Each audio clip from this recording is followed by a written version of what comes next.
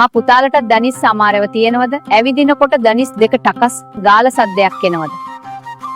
ඔන්න මා පුතාලා මං අද කියලා දෙනවා ඒකටත් හොඩ විසඩුමක්.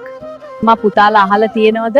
බර කොකු ගැන සමහර පළාත්වල මේකට කැරන් කොකු කියලාත් කියනවා. මේ බර කොකු ටිකක් කඩාගෙන හොදට සෝදන්න පුළුවන් ලුණු වතුර ටිකක් දාලත් සෝදලා ගන්න.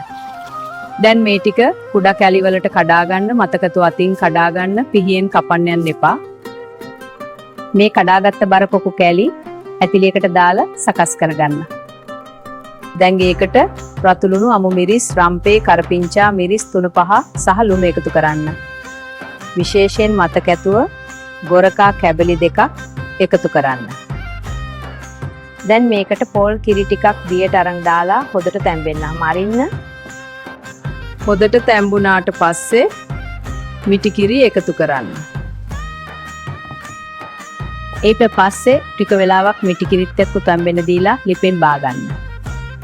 මේ බර කොකු වංජනය හරිම රසයි. ඒ වගේම දනිස් වල අමාරු වලට දිව්‍ය ඖෂධයක්. එහෙනම් මාව පුතාලා මං ගිහින් හෙටත් එන්නම්.